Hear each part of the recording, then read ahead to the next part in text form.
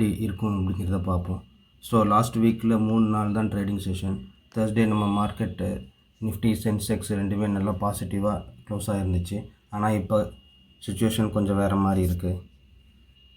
இன்னும் ஈரான் பிரச்சனை தீரலை. Oil prices தொடர்ந்து ஏறிக்கிட்டே இருக்குது.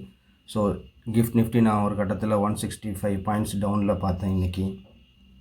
ஸோ இதிலேருந்து என்ன புரியுதுன்னா, நம்மளுடைய மார்க்கெட்டு இன்றைக்கி நெகட்டிவாக ஓப்பன் ஆகிறதுக்கு வாய்ப்பு நிறையா இருக்குது.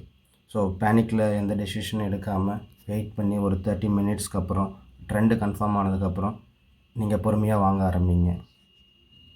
ஸோ ஹெச்டிஎஃப்சி செக்யூரிட்டிஸ்லேருந்து என்ன சொல்லியிருக்காங்கன்னா, day wise candle green candle form ஆகிருக்கு. ஸோ இதனால் மார்க்கெட்டு புல்லிஷாக இருக்குன்ற மாதிரி சொல்லியிருக்காங்க. ஸோ 22,180 வந்து ஒரு ஸ்ட்ராங் சப்போர்ட்டாக இருக்கும். அங்கேருந்து மேலே போகிறதுக்கு வாய்ப்பு இருக்குன்ற மாதிரியும் சொல்லியிருக்காங்க. ஸோ வேரியஸ் ஃபினான்ஷியல் சர்வீசஸ் கம்பெனிஸ்லேருந்து சொன்ன இன்ஃபர்மேஷன் இந்த ரிப்போர்ட்டில் பார்க்கலாம். ஸோ இந்த வாரம் வந்து 22,450 to 22,500 ஜோனில் தான் ட்ரேட் ஆகுன்ற மாதிரி சொல்லியிருக்காங்க. ஸோ ட்ரம்ப் வந்து நேற்றுக்கு அசிங்கமான வார்த்தையில் ஈரானை பற்றி பேசியிருக்காரு.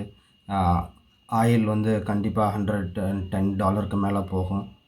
இவங்க சண்டையை நிறுத்த போகிறதில்ல, கண்டினியூஸாக ஃபைட் பண்ண போகிறதாகவும் சொல்லியிருக்காங்க.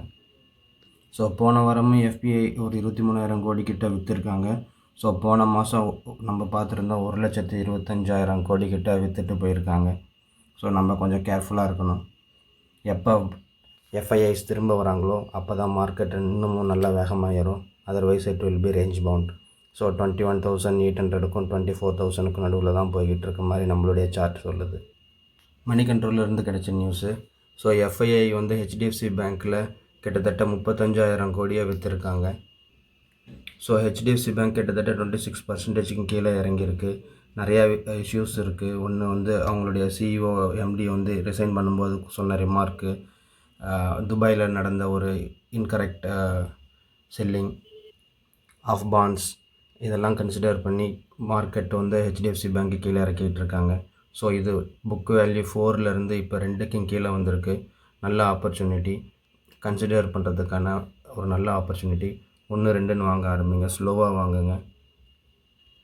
கோல்டு வந்து சேஃப் ஹெவன் சொல்லுவாங்க, அதில் தான் எல்லோரும் காசை போடுவாங்க. பட் இந்த ரீசெண்ட் டைமில் கோல்டில் இருந்த காசு வந்து இப்போ யூஎஸ் டாலருக்கு போயிட்டுருக்கு. ஸோ யூஎஸ் டாலர் ஸ்ட்ரென்தன் ஆகிக்கிட்டு இருக்கு. ஃபார் வாட்சிங். நிஃப்டி இது வரைக்கும் பாசிட்டிவாக ட்ரேட் ஆகிட்டுருக்கு. 166 பாயிண்ட்ஸ் அப்பில் இருக்குது. ஸோ எல்லா செக்டார்ஸுமே நல்லா பண்ணிகிட்ருக்கு எக்ஸப்ட் எனர்ஜி. ஸோ பேங்கிங் 1% அப்பு, எல்லாமே 1%க்கு மேலே அப்பில் இருக்குது எல்லா செக்டார்ஸும். இன்றைக்கி உங்களுடைய கன்சிடரேஷன் லிஸ்ட்டில் இதில் ஏதாவது ரிலையன்ஸ் இருந்துச்சுன்னா கண்டிப்பாக ரிலையன்ஸ் வாங்குறதுக்கான சான்ஸ் இருக்குது. ஸோ பாருங்கள், வெரிஃபை பண்ணிவிட்டு கன்சிடர் பண்ணுங்கள். நான் இன்றைக்கி என்னுடைய போர்ட்ஃபோலியோவில் ரிலையன்ஸ் ஒன்று, விபிஎல் ஒன்று வாங்கியிருக்கேன். ஸோ இது என்னுடைய பர்சனல் ஆவரேஜை விட கம்மியாக இருக்கிறதுனால வாங்கிக்கிட்டு இருக்கேன். அதே மாதிரி இன்னொரு போர்ட்ஃபோலியோவில் ஐடிஎஃப்சி ஃபர்ஸ்ட் பேங்க் வாங்கியிருக்கேன். ஸோ நீங்களும் பாருங்கள், செபி ரெஜிஸ்டர்ட் இன்வெஸ்ட்மெண்ட் அட்வைசரை கேட்டுட்டு நீங்கள் வாங்கலாமா வேணாமான்றதை டிசைட் பண்ணுங்கள், அனலைஸ் பண்ணிவிட்டு. இந்தியாவில் பிஎம்ஐ டேட்டா வந்து ரொம்ப லோவாக இருக்குன்ற மாதிரி சொல்லியிருக்காங்க. ஸோ 14 month லோ 7.5 அப்படின்றது இந்த மாதத்தில் டச் பண்ணியிருக்கு மார்ச்சில். ஸோ பிஎம்ஐ டேட்டானா என்ன? பர்ச்சேசிங் மேனேஜர் இண்டெக்ஸ் தான் பிஎம்ஐ டேட்டா. ஸோ இது வந்து மந்த்லி பேஸ்டு ஒரு சர்வே. இந்த சர்வேயில் ஒரு 400 கம்பெனிஸ்லேருந்து எடுப்பாங்க. நார்மலாக இந்த அமௌண்ட் வந்து அந்த நம்பர் வந்து 50க்கு மேலே இருந்தால் எக்கனாமி க்ரோ ஆகுதுன்னு அர்த்தம். 50க்கு கீழே இருந்தால் எக்கனாமி வந்து கான்ட்ராக்ட் ஆகுது அப்படின்னு அர்த்தம். ஸோ இப்போ வந்து நம்மளது வந்து கொஞ்சம் கொஞ்சமாக குறைஞ்சிக்கிட்டே வருது. ஸோ ஒரு 14 month லோ 57 கிட்ட வந்திருக்கு. இருந்தாலுமே 50க்கு மேலே இருக்கிறனால ஸ்டில் நம்மளுடைய செக்டர்ஸ் எல்லாமே க்ரோத்தில் தான் இருக்குன்ற மாதிரி தான் நம்ம புரிஞ்சுக்கணும். ஸோ பிஸ்னஸ் லைனில் ஒரு நியூஸு. ஆட்டோமொபைல் ரீட்டைல் சேல்ஸ் வந்து இந்த ஃபினான்ஷியல் இயரில் வந்து கிட்டத்தட்ட 2.9 கோடி ரூபாய் 9 கோடி யூனிட்ஸ் விற்றுருக்காங்க அப்படின்னு federation of automobile dealer association சொல்லியிருக்காங்க. ஸோ இந்த நம்பர் வந்து including car, bike, trucks, commercial vehicles, everything. So இந்த நம்பர் ஒரு காலத்தில் 2 வருஷத்துக்கு முன்னாடி 3 crores மார்க் நம்ம எட்டுவோமா அப்படிங்கிற மாதிரி ஒரு இது இருந்துச்சு. பட் வித்தின் 2 years நம்ம இதை ரீச் பண்ணியிருக்கோம். ஸோ இது வந்து ரீட்டைல் இன்வெஸ்டர்கிட்ட இருந்து நல்லா கான்ஃபிடென்ஸ் கிடைக்கிது. So we are buying economy. Iran war 5th week என்ட்ரு போய்கிட்டு இருக்கு. ட்ரம்ப்பு வாயை வச்சுக்கிட்டு சும்மா இருக்க மாட்டேங்கிறாப்புல. கண்டதையும் கெட்ட வார்த்தைகளையும் பேசிகிட்ருக்காரு. அதே நேரத்தில் ஈரான் எம்பசி, உலகம் ஃபுல்லாக இருக்கிற எம்பசியில் எல்லாருமே ட்ரம்ப்பை கலாய்க்க ஆரம்பிச்சிட்டாங்க வித் வேரியஸ் மீம்ஸ்.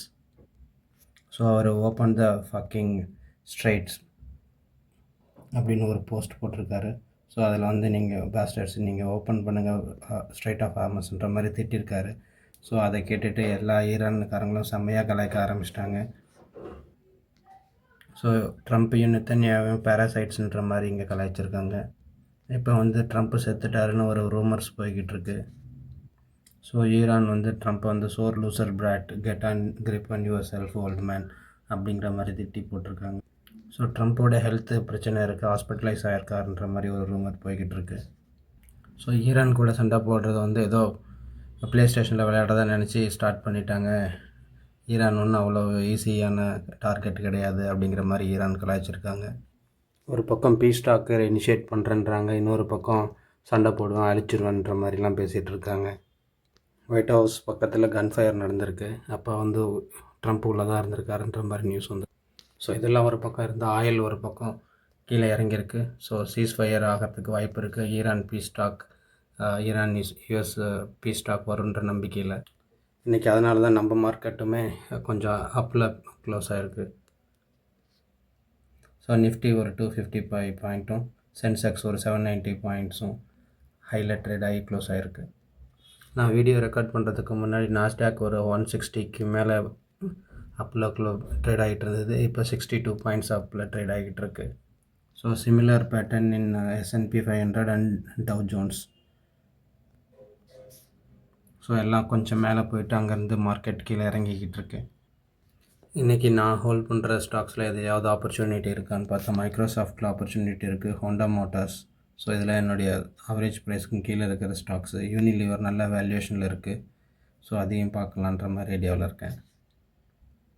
இன்றைக்கி மார்னிங் மைனஸில் ஓப்பன் ஆன மார்க்கெட்டு 2 மணிக்கு அப்புறம் ஈரான் பீ ஸ்டாக்கு ஆரம்பித்த உடனே, ஈரான் யூஎஸ் பீ ஸ்டாக்கு ஆரம்பித்த உடனே, அந்த ரூமர் வந்த உடனே மார்க்கெட் மேலே போய் க்ளோஸ் ஆகிருக்கு. ஸோ இன்றைக்கி மெயினாக பேங்கிங் செக்டர் நல்லா பர்ஃபார்ம் பண்ணியிருக்கு. இன்றைக்கும் எஃப்ஐஐ 8167 கோடி விற்றுருக்காங்க. டிஐஐ நெட்டாக 8068 கோடி வாங்கியிருக்காங்க. ஸோ எஃப்ஐஐ செல்லிங் கண்டினியூ ஆகிட்டுருக்கு. மார்க்கெட்டில் நம்ம ரொம்ப காஷியஸாக இருக்கணும். ஸ்லோவாக 1-2ன்னு அண்டர் வேல்யூட் கம்பெனிஸை கன்சிடர் பண்ணுங்கள். தேங்க்ஸ் ஃபார் வாட்சிங்.